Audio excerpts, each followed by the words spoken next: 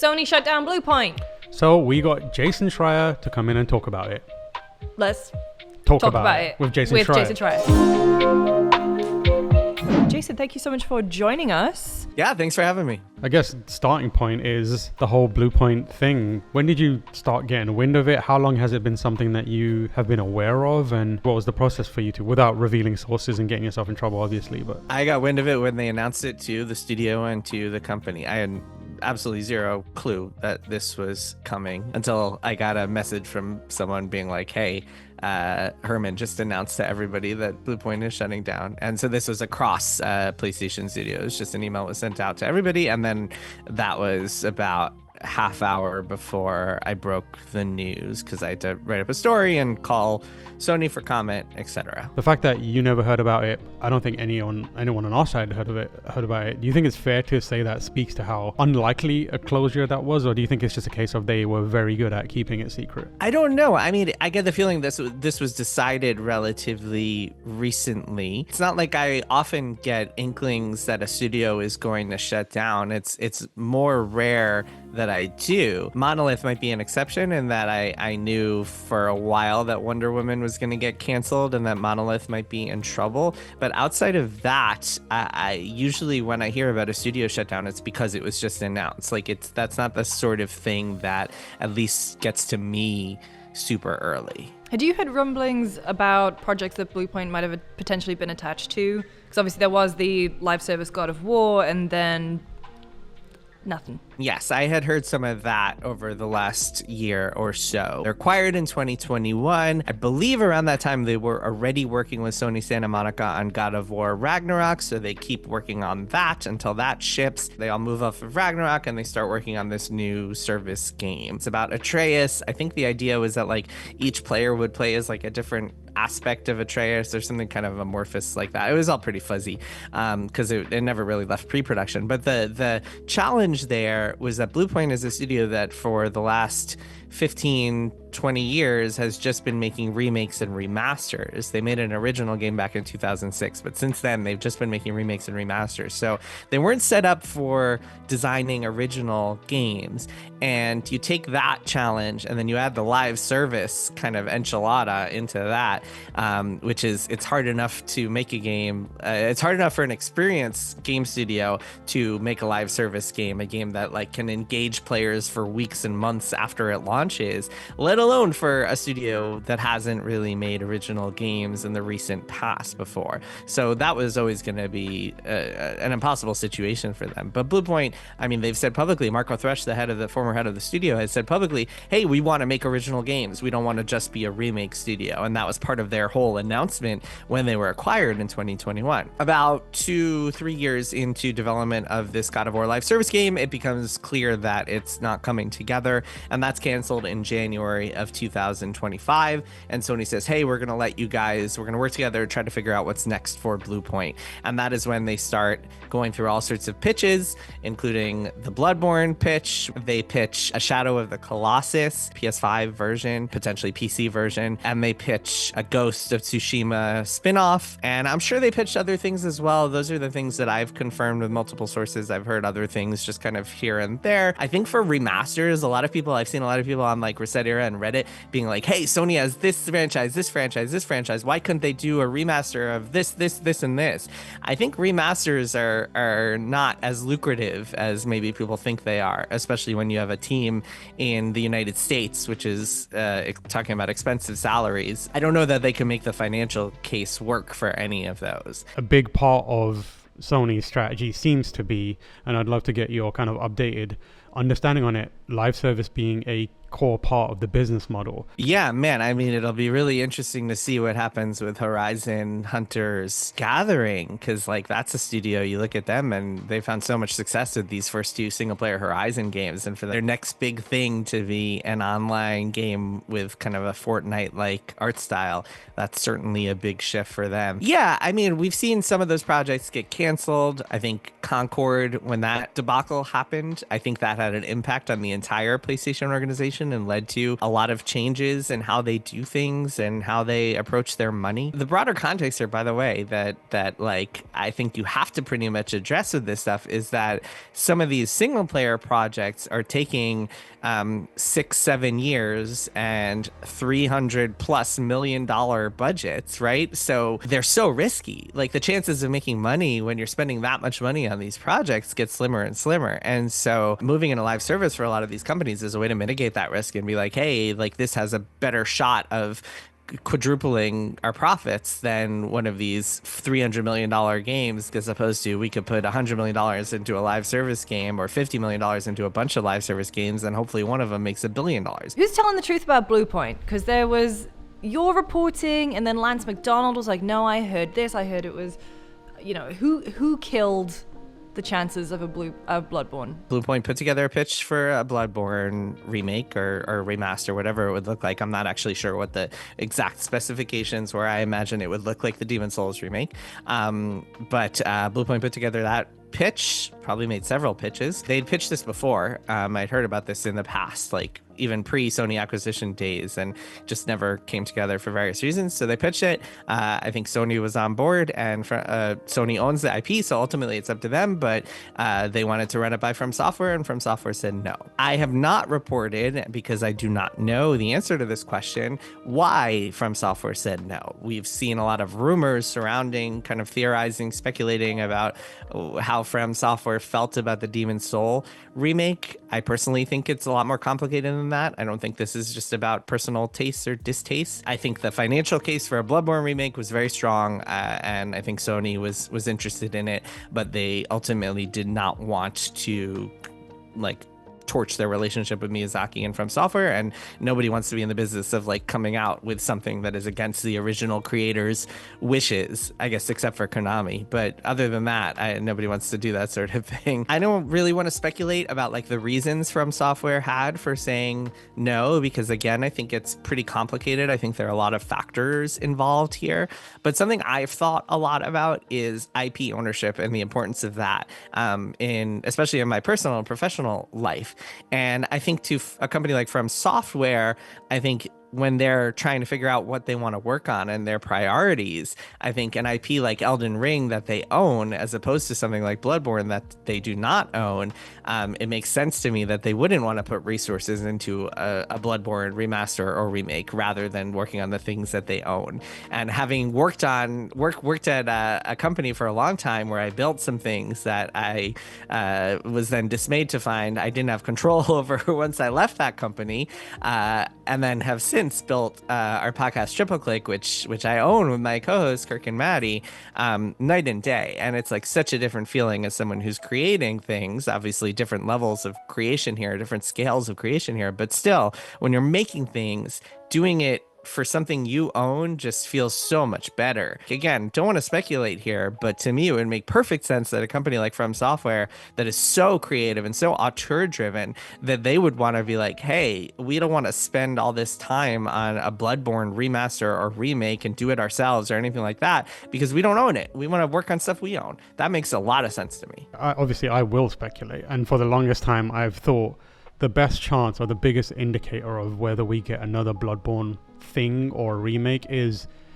if there's any rumblings about Sony selling the IP back to FromSoftware. I feel like if you see that happen, then it is 100% going to happen. I think Duskbloods is going to be a big part of what potentially defines how Sony approaches that in the future, because if they do that and it sells really well on Nintendo's console, I bet you they look at that and they go how can we get another one of those for ourselves? And in that bargaining chip, I would be very surprised if the FromSoftware side doesn't go, give us Bloodborne and we'll give you an exclusive. So I think that's the most likely scenario, but I also feel like it's more likely that they start a Bloodborne remake and then realize, actually, we can turn this into a better second game and we get a Bloodborne 2 more than a Bloodborne 1. So if I was speculating, that's the pathway I would imagine they went down, but that's just my many nights of staring at the ceiling, fantasizing. I would love to go to God of War. Yeah. What have you heard, or what is your kind of understanding of the current state of God of War? The remake's happening, we have this potential new game from Corey, and then there's the oddity of Sons of Sparta. I would love to know what Sons of Sparta was all about, because it just seems like a very weird misfire from them, and they're usually so good about protecting the IP and doing right by it. Yeah, I don't know the answer to that one. I guess I was kind of hopeful that that would be better than it was. I haven't actually played it, so I guess I'm just going based on the critical reception. Have you guys played it? It's really not great. It doesn't feel like a God of War game that has the momentum of the last few God of War games. It feels like a very haphazard, slapped together God of War experience, which, again, I'm not saying that's what it was. I'm just saying, like, it doesn't feel like it had the prestige that a God of War game should have now. Yeah, that's too bad. Well, so I wrote in my story last Friday about Bluepoint, I wrote that Sony was kind of treating the God of War universe as their own kind of mini MCU, so to speak, with series and spin-offs and sequels. And obviously we're seeing a God of War TV show. For a long time, I haven't really wanted to spoil the surprise of what Cory Barlog's next game is, and I haven't said anything on the internet other than it just not being a new IP. At some point, I think I said that last year, because a lot of people were asking me like, hey, are we going to see Sony Santa Monica's new IP? And I was just like, why does everybody think it's a new IP? I think that there was a LinkedIn profile last week that revealed, maybe inadvertently, that they were building a new kind of franchise within the God of War universe. And I'll leave it at that. I'm not going to comment on like the rumors of the specific protagonists. I want to let it be for them to kind of reveal that themselves.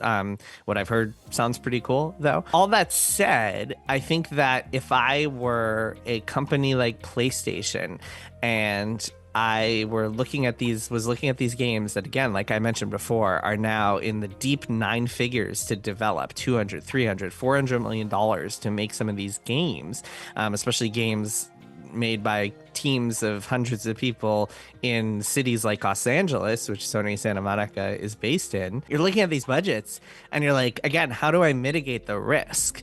If I was spending $10 million or $20 million on a game and I only needed to sell, I don't know, $1 million or $2 million to make a profit, then maybe I could spend a lot more time on new stuff and just take all sorts of risks with gameplay and ideas and creative opportunities there. But when I'm spending that kind of money, the $200+ million on a game, I need to mitigate risk as much as possible. And I think making games within the same franchise, but just kind of trying new things in those franchise, is a way of mitigating risk. And when you're talking about mitigating risk, I think this is my segue into the PlayStation backing away from PC ports. PlayStation is kind of going all in on console, and like they had that brief flirtation with releasing things on PC, and now they're backing away from it. I always find that everyone's going platform agnostic thing really fascinating, because like no one ever factors in Nintendo into it, because Nintendo is never going anywhere. They're just like, no, we're going to create this walled garden and you will play in here or we don't care. And it seems to be working for them. So I don't know how they pull it off. I mean, we know how they pull it off to a degree, but the fact that others don't look at that and be like, oh, we should go back to that as well is really interesting to me. That's how Nintendo sells consoles. That's how PlayStation used to sell consoles. That's how PlayStation still sells consoles. That's how Xbox used to sell consoles. Xbox stopped selling consoles and now is doing like a distant third place in the console race because they stopped making exclusives for their consoles. Like, full stop. That is the thing you need to get people to buy your consoles. And you can kind of draw a straight line to the current like dismal state of Xbox from when they started releasing games on PC in addition to Xbox. But the thing you have to consider also that I think gets under discussed in the games industry is that when Sony sells a game digitally on PlayStation 5 through the PlayStation Store, they take 100% of the proceeds of the revenue that comes out of that title. It all goes to them because they don't have to pay a store fee because they are the store. Maybe internally, like when they play around with the budgets, maybe the studios have to pay the 30% of the store. I'm not 100% sure, but the company overall gets 100% of the money. When PlayStation sells a game on Steam, they only take 70% of that money because they have to pay 30% to Steam. That's a huge difference. And I think that plays a role in the economics here. And the other thing is, I mean, I think PlayStation, they're looking over at Xbox and saying, man, like we need to make sure that we don't lose our brand. And I think that's part of it too. Christopher Sunderberg, the former Avalanche founder, who said, basically the headline was, "We're not here to create funky business models. We're here to create great games." And the story being he had enough of the spreadsheeting of his studio and left, and now is making something else smaller. I guess the question is like, is the industry screwed, or what kind of state are we in for game development, and what is the viability of that kind of strategy going forward? I think the US AAA industry is screwed unless it can find a way to make games in 3 years instead of 6 years, and make games for sub $100 million instead of $400 million. That to me seems like the kind of the obviously there are exceptions, GTA 6 being the biggest one, but like if you're going to paint with a broad brush, that's the state of things, I would say, especially with all of the big projects that we're seeing out of China and Korea, and we're seeing there was once a day where like you could only get the top tier games from Western developers or Japanese developers. There was once a time, believe it or not, where like even European, there was this idea of like Eurojank with games, and then CD Projekt Red comes along and changes that, and then Baldur's Gate 3 takes it to another level. So there was once a day when that was the case, when it was really US and Japan centric industry, and the rise of Asia and games like Black Myth Wukong, and there's a game coming out soon called Crimson Desert. I'm very curious to see how that does. There's a lot of hype around that game. Even companies like Virtuos making remakes of Oblivion and Metal Gear, and doing it for much cheaper than you would get making it in the US. I mean, we're seeing a lot of shifts there that I think the US AAA industry needs to find a way to deal with. This era of like taking 6 to 7 years to make a new game in each franchise just can't continue for a lot of reasons. I saw a great, what was it, a story, a headline, something. I saw people pointing out that like, hey, like you're losing kids because they are growing up in between these franchises. Like it's taking so long between new entries in a franchise that kids are just have no idea that they even exist. So they're just playing other stuff. And that's such a contrast from like when the three of us were growing up, when there was like a new Final Fantasy game every year, a new whatever every 2 years, new Assassin's Creed every year.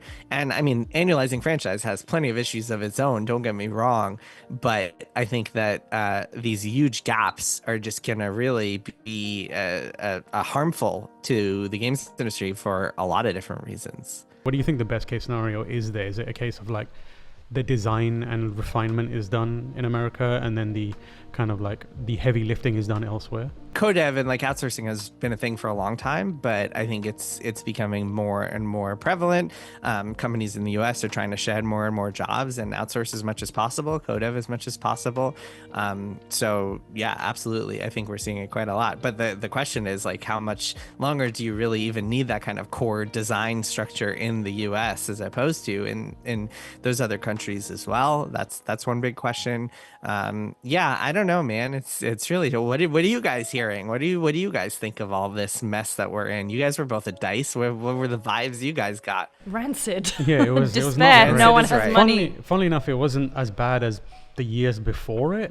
I think there was whenever we talk to people about it, there was an era of desperation like 2 years ago where it was like, if I don't leave this conference with something meaningful, it is over for me or my team or my studio or that kind of stuff. Didn't feel as prevalent at the previous DICE. It felt like people felt they have more avenues of survival, but it's still, like Lucy said, pretty rancid. And I think that the idea of like outsourcing development is becoming a bigger and bigger reality for a lot of people. And it's just a case of like, how do you square that circle with your current presence? How do you scale to meet that necessity or that reality? And obviously a lot of people are going to lose jobs, and I think there's a kind of like moral crisis happening with a lot of people who are in leadership positions right now, which is difficult. I don't know how you deal with that, but it's also like, not to 5-stage grief it, but it felt like a lot of people were kind of in acceptance and in that we have to find a new solution sort of vibe, rather than relying on the typical AAA structure. Well, AAA will save us all. That used to be, the goal. It would be like, hey, get in AAA. AAA is more secure, whatever. No. People are now feeling like they're moving away from it. Yeah, By necessity, but also with the freedom that comes with it. Yeah, I think there will be a natural process that comes out of this where people figure out a way to survive. And people always talk about, oh yeah, the AA space. The AA space is going to come back. I think that something close to that could come back, or it might just be like smaller indie games raise in profile, and the people who are making them have a better understanding that they don't need to grow to a Sony level to have success. They can continue to. I think of it as the Supergiant model. Supergiant, more than any studio, has the ability probably and the case to be made for scaling up, but they just choose not to in a lot of ways, and it's smarter. They continuously put out good games, and they stay largely the same size. And as far as I can tell, that studio is doing great. Everyone in there is loving it. I see members of that studio walking around because they are San Francisco based. Everyone seems to be having a great time, and so it's like, okay, that's the kind of like model I hope that people start kind of not discovering, because everyone knows it's there, but like leaning towards as they are like trying to rebuild. Yeah, I mean, the thing that's scary though about that for people who work in the industry is that means if everybody took that model, that would mean a lot fewer jobs for a lot of people in the US who are already struggling to find jobs. And so I'm afraid that we've reached this point where, because so many companies were overhiring for so long, and now have been eviscerating those jobs over the last couple of years, I don't know how many of those jobs are coming back. Like, I think there might be, in this giant game of musical chairs, I think there might be a lot of people just left out without seats, which is really tragic. Not to end on such I was going to say a cheery note note to end on. No, let's end on something better. I'm playing Resident Evil Requiem. It's pretty cool. A lot of cool indie games on my radar. I just played this game called Esoteric Ebb, which is a weird title, but really cool game. A lot of cool stuff out there. So, did you find anything in Next Fest that you enjoyed? I haven't, man. I was just texting with Steven Chatilla about that, because he was like, I've been playing all these Next Fest games. I have so many finished games to play. I don't have the time to be like checking out demos. Like, I'll keep games on my radar, and when they're finished, I'll play them. But I just don't have the bandwidth for a lot of demos. You should keep an eye out for Croak and Rune Dice. I think those two games are going to be pretty special. Croak especially is like a platformer where you're a frog, and the whole mechanic is almost like a kind of like grappling hook mechanic, but the frog is very squishy and bouncy, so it's like bouncing off walls and that kind of stuff. It's a very Super Meat Boy meets Mario kind of approach there, which I really like. Thank you so much, Jason. Where can people find you? What are you up to? Yeah, check out my show Triple Click if you want all of the accidental rumors / scoops. You can check them out there. And of course, you can find me on Bloomberg, where I write a weekly video game column and other stories here and there.